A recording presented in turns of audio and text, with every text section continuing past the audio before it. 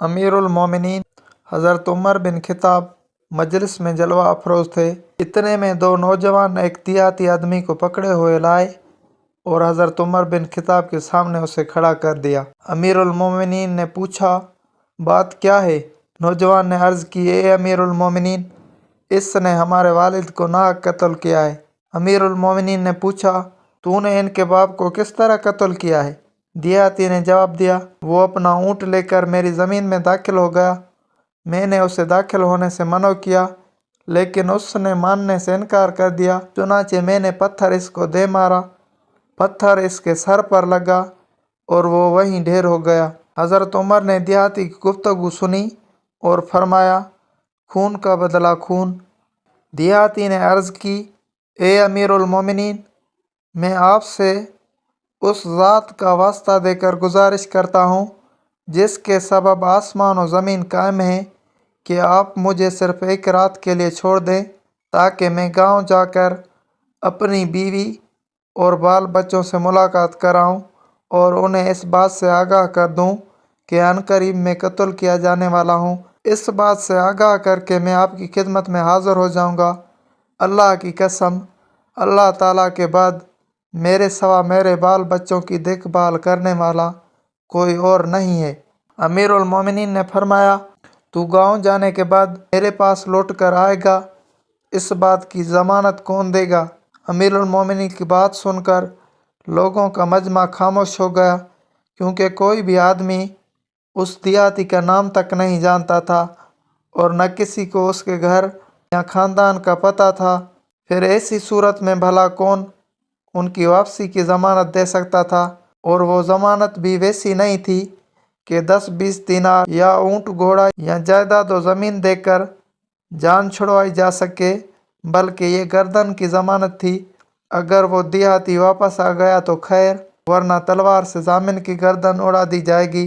गर्ज सारे खामोश थे, चारों तरफ सन्नाटा छाया हुआ था, गर्दनें झुकी हुई थीं। अमीरुल मोमिनीन भी बड़े मुतफक्किर व मुतासिर थे। वो एक मुश्किल गर्दाव में फंस चुके थे कि अब क्या करें। आया इस आराबी को कत्ल कर दें और इसके बाल बच्चे गांव में भूख से मर जाएं, या इसे घर जाने की इजाज़त दे दें और वो किसी की ज़मानत दिए बगैर चला जाए, और अगर वो वापस ना आए तो फिर मकतूल का किस्सा यूं ही रह जाएगा। सारा मजमा खामोश था।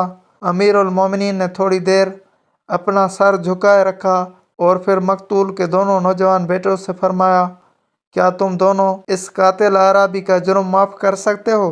नौजवानों ने अर्ज़ की, नहीं, अपने बाप के कातिल को केफरे किरदार तक पहुँचाए बगैर हम नहीं छोड़ सकते अमीरुल मोमिनीन। अमीरुल मोमिनीन ने मजमा को मुखातिब करके फरमाया, ए लोगो, इस अराबी की ज़मानत मुझे कौन दे सकता है? मजमा में से एक आवाज़ आई, हाँ ए अमीरुल मोमिनीन, मैं इसकी ज़मानत देता हूँ। ये एक बुज़ुर्ग व तकवा शार की आवाज़ थी। ये जलीलुल कदर साहबी हज़रत अबू ज़र थे। अमीरुल मोमिनीन ने फरमाया, ये कत्ल की ज़मानत है। क्या आप इस देहाती को पहले से जानते हैं? हज़रत अबू ज़र ने कहा, इससे पहले कोई शनासाई नहीं। अमीरुल मोमिनीन ने फरमाया, फिर किस बुनियाद पर आप इस शख्स की ज़मानत दे रहे हैं? हज़रत अबू ज़र ने अर्ज़ की, मैंने इसके अंदर मोमिनों के आसार देखे हैं, इसलिए मैंने भांप लिया कि ये झूठ नहीं बोल रहा। इंशाअल्लाह ये ज़रूर आ जाएगा। चुनांचे हज़रत उमर बिन खिताब ने उस देहाती को 3 दिन की रुख्सत दे दी। वो इन अयाम के दौरान अपने बच्चों और बीवी से आखिरी कलमात कह आए और हो सके तो किसी को उनका कफील बना दे।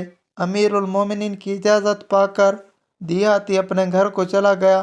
तीसरे दिन जब देहाती न पहुंच सका तो हज़रत उमर बिन खिताब ने मदीना मुनव्वरा में असर के वक्त अस्सलातु जामिया का ऐलान करा दिया।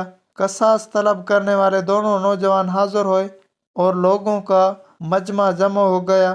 हज़रत अबू ज़र भी तशरीफ़ लाए और आकर हज़रत उमर के सामने बैठ गए। हज़रत उमर ने दरियाफ्त किया, देहाती किधर है? हज़रत अबू ज़र ने कहा, मुझे नहीं मालूम ए अमीरुल मोमिनीन। हज़रत अबू ज़र सूरज को देख रहे थे जो तेज़ी के साथ ढल रहा था। सहाबा किराम खामोशी के साथ हैरान व शशदर सर झुकाए बैठे हुए थे, जिनकी कैफियत का इल्म अल्लाह ताला के सिवा کسی کو نہ تھا۔ حضرت ابو ذر حضرت عمر کے دل میں بستے تھے، لیکن یہاں مسئلہ شریعت کا تھا۔ آفتاب غروب ہونے کے لیے ڈھل چکا تھا۔ غروب سے تھوڑا پہلے سورج کی سرخی نظر آنے لگی اور چند ہی لمحوں میں وہ پوری طرح سے غروب ہونے والا تھا کہ یکایک وہ عربی نمودار ہوا۔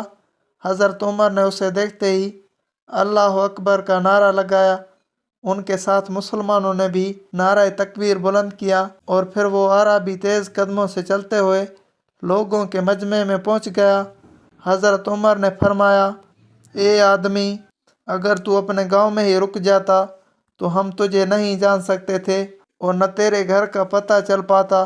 دیہاتی نے جواباً کہا، اللہ کی قسم، میرے اوپر آپ کا کوئی زور نہیں ہے، لیکن مجھے اس ذات کا خوف ہے جو تمام رازوں اور پوشیدہ سے پوشیدہ باتوں کا بھی علم رکھتا ہے۔